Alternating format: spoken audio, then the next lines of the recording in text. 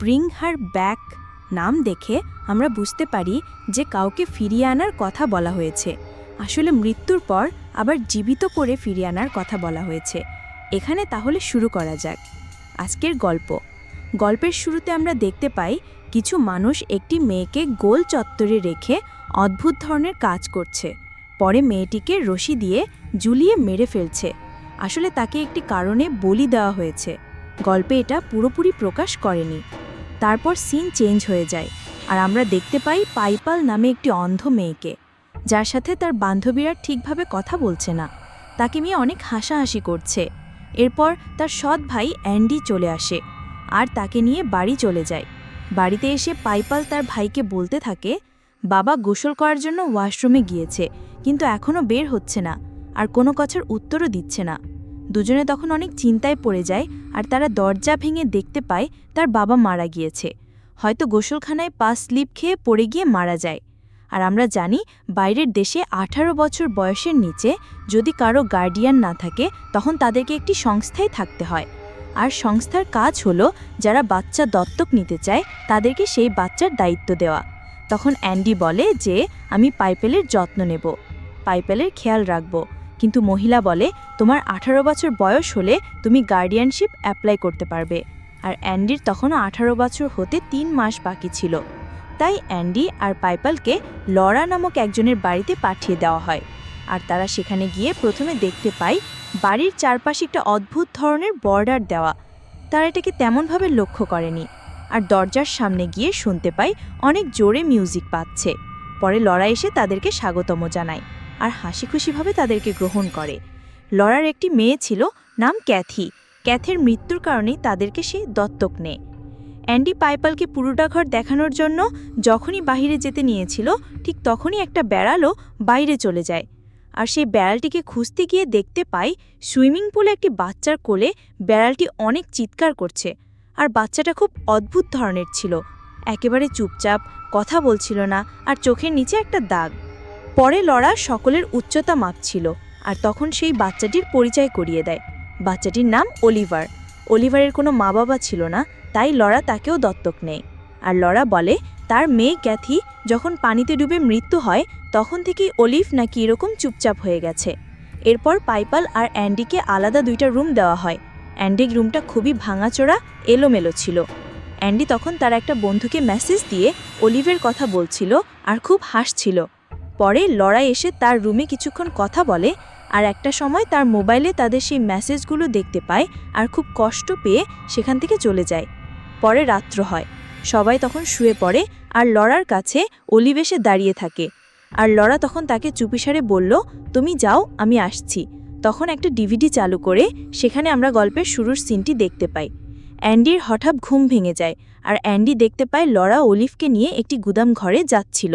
সকাল হলে অ্যান্ডি যখন ঘুম থেকে উঠে তখন সে দেখে সে বিছানায় হিসু করে রেখেছে আর ভাবে এত বড় হয়ে কিভাবে সে এই কাজ করতে পারল, আর নিজে নিজে অনেক লজ্জা পাচ্ছিল। এদিকে তাদের বাবাকে হসপিটাল থেকে নিয়ে আসে, কিন্তু অ্যান্ডি শেষবারের মতো তার বাবাকে দেখতে চাচ্ছিল না, কারণ অ্যান্ডি তার বাবাকে পছন্দ করত না। কিন্তু লরা তাকে বোঝায় যে শেষবারের মতো তুমি তোমার বাবাকে দেখে নাও। পরে সকলে দেখতে যায় আর এদিকে অলিভ বাড়িতে একা ছিল আর সে অদ্ভুত আচরণ করছিল।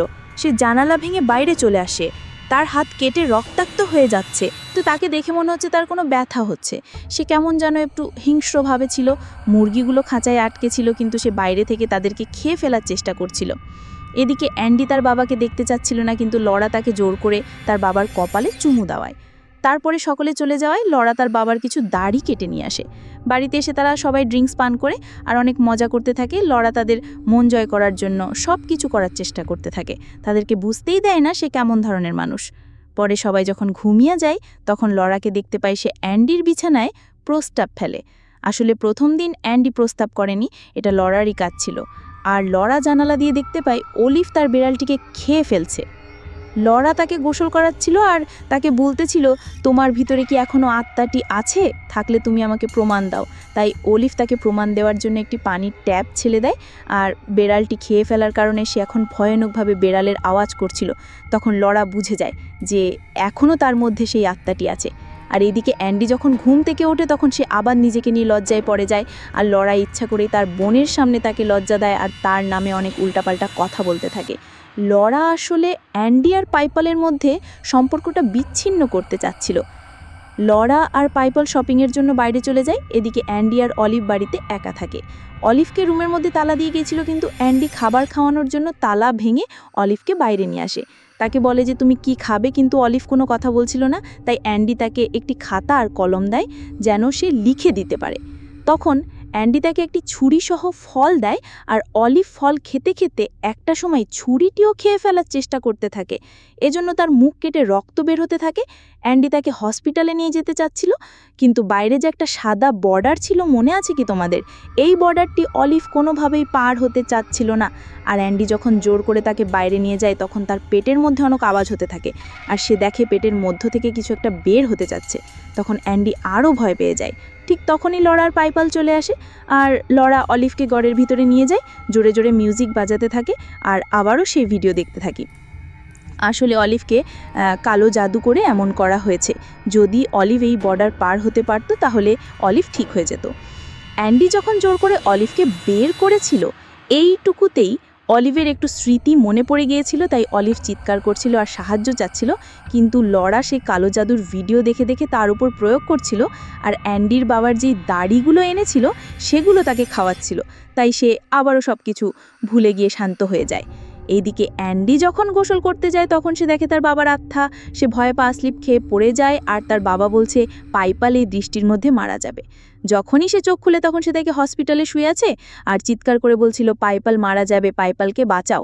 অ্যান্ডি যখন লরাকে সব কিছু বলে তখন লরা ইচ্ছা করে তাকে হসপিটালে থাকতে বলে আর বলে আমি পাইপালের খেয়াল রাখবো। কিন্তু লরা বাড়িতে এসে পাইপালকে বৃষ্টির মধ্যে নিয়ে যায়, তার সাথে অনেক মজা করতে থাকে। আসলে লরা চাচ্ছিল পাইপাল যেন তার কাছে থাকে, কারণ অ্যান্ডি বলেছিল 3 মাস পর সে গার্ডিয়ানের জন্য অ্যাপ্লাই করবে আর তাকে সাথে নিয়ে যাবে। তাই লরা তাদের সম্পর্কে বিচ্ছিন্ন করতে চাচ্ছিল আর নিজের সম্পর্ক ভালো করতে চাচ্ছিল। লরা তখন পাইপালকে বলে তুমি কি আমার কাছে সব সময় থাকবে, আমাকে মা বলে ডাকবে? কিন্তু পাইপাল বলে না, আমি অ্যান্ডির সাথেই থাকবো আর প্রত্যেক সপ্তাহে তোমার সাথে দেখা করব। এই কথা শুনে লরার অনেক খারাপ লাগে, আর লরা হঠাৎ পাইপালকে কিছু একটা দেখানোর জন্য তার হাতটা বরফের মধ্যে রাখে। পাইপাল কিছু দেখতে পায় না, কিন্তু আমরা দেখতে পাই এটা লরা সেই মৃত মেয়েটি। লরা তাকে বরফ বানিয়ে রেখেছে। এদিকে অ্যান্ডি বাড়িতে আসে, এসে সে পাইপালকে দেখতে যায়, গিয়ে দেখে সে ঘুমাচ্ছে। তাই অ্যান্ডি রুমে গিয়ে ব্যায়াম করে আর তার ছোটবেলার স্মৃতিগুলো মনে করতে থাকে। তার বাবা দ্বিতীয় বিয়ে করে পাইপালকে অনেক আদর করত, কিন্তু তাকে মারত। এজন্যই অ্যান্ডি তার বাবাকে পছন্দ করত না। অন্যদিকে লরা অলিভের সাথে সেই ভিডিও টিউটোরিয়ালগুলো দেখছিল। সেখানে দেখাচ্ছিল কিভাবে একটা মৃত মানুষকে জীবিত করা হচ্ছে। মৃত মানুষকে জীবিত করতে প্রথমে একটা দেহ প্রয়োজন হবে, সেই দেহটা মৃত মানুষটার মতোই মারতে হবে। যেমন ফাঁসি দিয়ে মারা গেলে পরের মানুষটাকেও ফাঁসি দিয়ে মারতে হবে, কেউ পানিতে পড়ে মারা গেলে পরের মানুষটাকেও পানিতে মারতে হবে। আর এটার জন্য একটা ভেসেল মানে একটা মাধ্যম দরকার পড়বে, যে কিনা মৃত মানুষটির হাড়, চামড়া, মাংস, নাড়ি ভুঁড়ি সব খেয়ে ফেলবে। তারপর সদ্য মৃত মানুষটির মুখের উপর সবকিছু বমি করবে, এভাবেই সে জীবিত হয়ে উঠবে। আর এখানে লরার মেয়েকে বাঁচানোর জন্য ভেসেলটি মানে মাধ্যমটি হলো অলিভার, আর এখানে পাইপাল মারার জন্যই এত কিছু করছে, যেন তার মৃত মেয়েটিকে ফিরিয়ে আনতে পারে। কিছুক্ষণ পর লরা অ্যান্ডির পারফিউম ব্যবহার করে পাইপালের চোখে আঘাত করে, কারণ পাইপাল তো চোখে দেখতে পায় না, তাই পারফিউম ব্যবহার করে যেন পাইপাল বুঝে অ্যান্ডি তাকে মেরেছে। কারণ লরা চাচ্ছে অ্যান্ডিকে ঘর থেকে তাড়িয়ে দিতে। অ্যান্ডি তার কাজে বাধা হয়ে দাঁড়াবে। এভাবে তাদের মাঝে একটা ঝগড়া লাগিয়ে দেয়। পরে বেন্ডির সাথে দেখা করতে সংস্থায় যায় আর তাকে ওয়েটিং রুমে কিছুক্ষণ অপেক্ষা করতে বলে। সে যখন অপেক্ষা করছিল তখন সে দেখতে পায় মিসিং হওয়া একটা বাচ্চার ছবি, আর বাচ্চাটির নাম কর্নার বার। বাচ্চাটি আর কেউ না, এটা হলো অলি। এরপর ভেন্ডিকে লরা সবকিছু খুলে বলে যে লরা কিছু একটা ভয়ানক কাজ করছে আর এই বাচ্চাটিকে কিডন্যাপ করে রেখেছে। এদিকে অলিভের খিদে বেড়ে গিয়েছে, যা পাচ্ছে তাই খাচ্ছে, এমনকি নিজের হাত নিজে খাচ্ছিল। একটা সময় লরার উপর আক্রমণ করে তাকেও খেয়ে ফেলার চেষ্টা করে। অন্যদিকে বেন্ডি তার কথা বিশ্বাস করছিল না। পরে তাকে নিয়ে লরার বাড়িতে যাচ্ছিল, আর অ্যান্ডি পাইপালকে ভয়েসে দিয়ে ক্ষমা চাচ্ছিল আর বলছিল আমি বাবাকে ঘৃণা করলেও তোমাকে কখনো ঘৃণা করিনি, তোমাকে আমি আমার ছোট বোনের মতোই ভালোবেসেছি। আর লরার নামেও সব কিছু বলতে থাকে, বলে আমরা আসছি, আমরা তোমাকে বাঁচিয়ে নেব। এই সবগুলো কথা লরা শুনে ফেলে, কারণ মোবাইলটি লরার কাছেই ছিল। তাই সে এখন বুঝতে পেরে গিয়েছে যে তারা আসছে, তাই ঘরটাকে পরিষ্কার করে ফেলে। আর বেন্ডি যখন লরার কাছে আসে, একটা সময় কথা বলতে বলতে বোঝা যায় কিছু একটা হচ্ছে, তখন লরা সব কিছু খুলে বলে যে তার মেয়েকে সে আবার ফিরিয়ে আনবে। বেন্ডি অনেক ভয় পেয়ে যায়, মৃত মানুষকে কিভাবে আবার ফিরিয়ে আনবে। যেই মৃতলাশ দেখে পুলিশকে খবর দিতে যায়, ঠিক সেই সময় লরা গাড়ি চাপা দিয়ে তাদেরকে মেরে ফেলে। অ্যান্ডির শ্বাস কিছুটা ছিল, কিন্তু লরা তাকে কাদা পানিতে মুখ চেপে ধরে মেরে ফেলে। অলিভ পাইপালকে তার ভাইয়ের কণ্ঠে ডাক দেয়। পাইপাল কিছুই বুঝতে পারেনি যে এটা অ্যান্ডি নয়, কারণ অলিভ হয়তো তার ভাইয়ের মাংসও খেয়ে ফেলেছে, তাই তার মুখে এখন তার ভাইয়ের কণ্ঠ শোনা যাচ্ছে। পাইপাল যখন ধীরে ধীরে এগিয়ে তার মাথায় হাত দেয়, তখন বুঝতে পারে এটা তার ভাই অ্যান্ডি নয়, তাই সে ভয় পেয়ে যায় আর কিছু একটা আভাস পেয়ে সেখান থেকে পালিয়ে গিয়ে একটি রুমে নিজেকে বন্ধ করে ফেলে। আর হঠাৎ তার পায়ের মধ্যে কিছু একটা লাগে। সে যখন হাত দিয়ে ধরে, তখন সে বুঝতে পারে এটা তার ভাই অ্যান্ডির মৃতদেহ। লরাও চলে আসে, তাদের মাঝে হাতাহাতি হয়। পরে পাইপাল মাথায় আঘাত লাগার কারণে অজ্ঞান হয়ে যায়, তাই এখন তাকে তার মেয়ে ক্যাথির মতো পানিতে চুবিয়ে মারার জন্য টেনে নিয়ে যাচ্ছিল। এদিকে অলিভও ক্যাথির মাংস খেয়ে চলে আসে যেন পাইপালের মরার সাথে সাথে তার মুখে বমি করতে পারে। এদিকে লরা পাইপালকে পানিতে চুবিয়ে মারতে চেষ্টা করছিল, ঠিক তখনই পাইপাল পানি থেকে উঠে মা বলে একটি চিৎকার দেয়। তখন লরার সাথে সাথে তার মেয়ের কথা মনে পড়ে যায়, আর সে নিজেকে অন্য জগতে হারিয়ে ফেলে আর ভাবে সে এটা কী করছিল, তার মেয়ের জন্য আরেকজনকে হত্যা করছিল। এমন ভাবতে ভাবতে পাইপাল সেখান থেকে পালিয়ে যায়, আর তার পিছে পিছে অলিভও যাচ্ছিল।